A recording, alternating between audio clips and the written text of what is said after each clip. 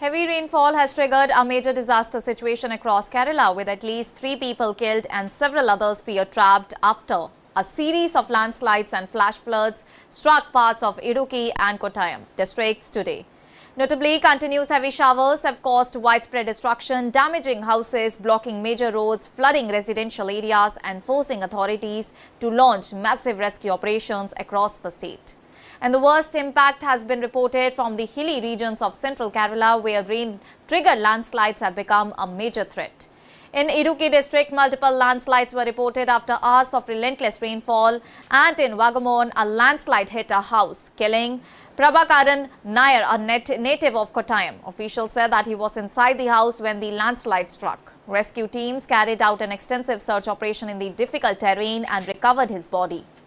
Another major tragedy occurred in the Idukki, where a landslide struck a house during the early hours of today. A woman identified as Sumati lost her life after debris from the landslide buried the house. Her husband and son were rescued by neighbors and taken to a hospital for treatment after suffering injuries.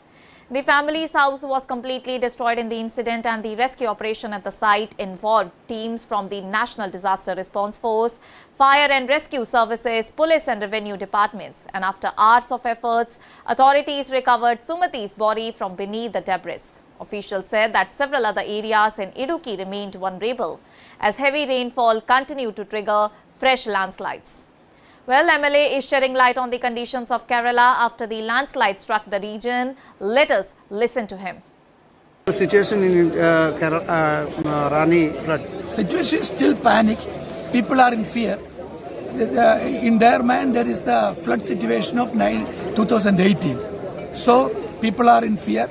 If rain continues like this, we will have to take precautionary measures than this time. And we are all seeking all support from all government sources to rescue people who are stranded in some other places. Sabarimala in your constitution. The Sabarimala festival is starting soon, so the government should be very alert in this situation. Rani is a red alert area. In the 24/7, Rani is red alert.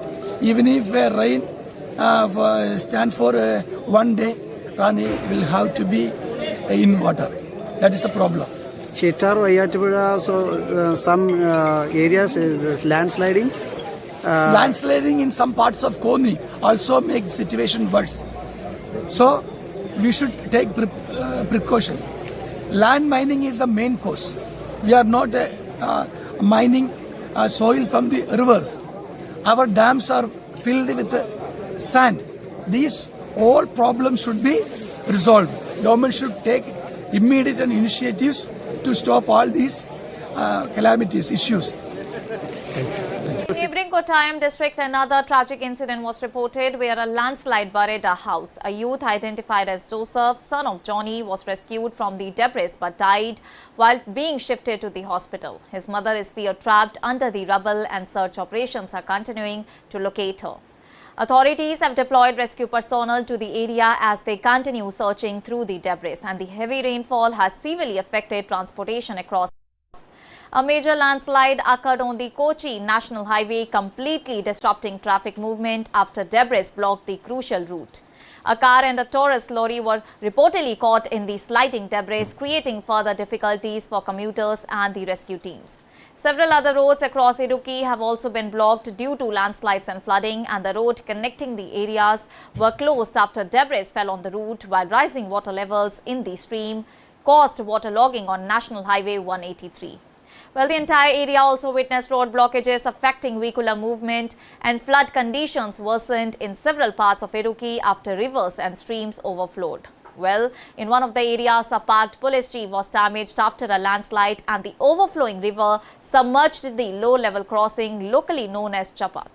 Around 6 houses in nearby areas were inundated, and affected families were evacuated and shifted to the safer locations.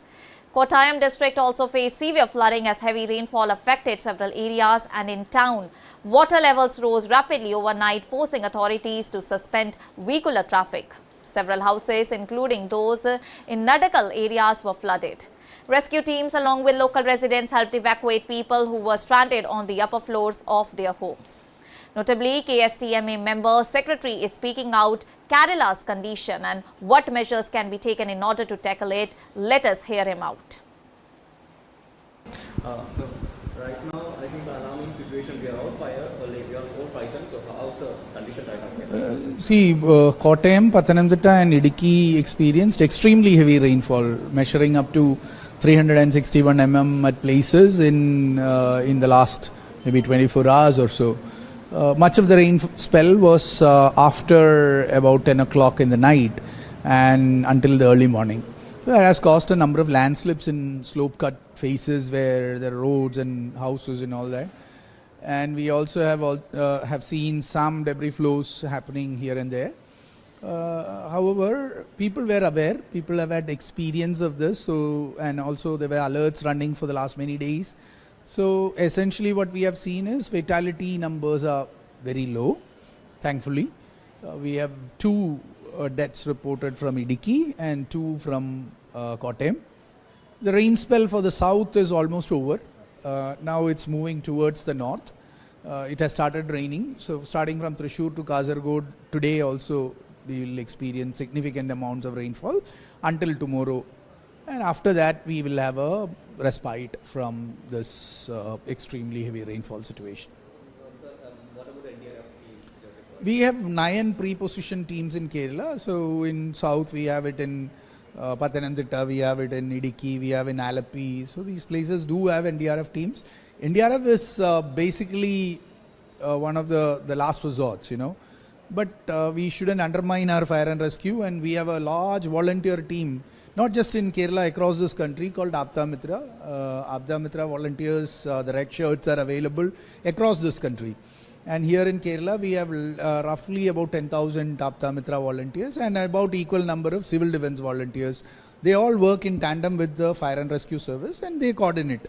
So while the might of fire and rescue is seen to be undermined many a times, they are our workhorses. You know, they are the ones who are really extending their arms to every part of Kerala. NDRFs are essentially meant for the last mile, you know, that extra edge. When you have difficulties in cutting across certain places, they are more skilled and more trained, so their support is essential. We have to realize that when 361 mm of rainfall happens in less than 12 hours or so, there is no river that will be able to contain it. So that's something that we have to accept when we start living close to rivers. Now the low tide is on and soon it is going to drain out. That's what is going to happen. So, it's just cloudburst, that's it. Yes, nothing else, nothing big. Yeah. Authorities have urged residents in landslide-prone and low-lying areas to remain extremely cautious and avoid unnecessary travel. Rescue teams, disaster response personnel, police forces and local volunteers continue to remain on alert as Kerala battles the impact of severe monsoon rains, floods and landslides. Several districts have also announced holidays for educational institutions as a precautionary measure due to the worsening weather conditions. That's all for now. Stay tuned to the Savera for more updates. Do like, comment and subscribe to the channel.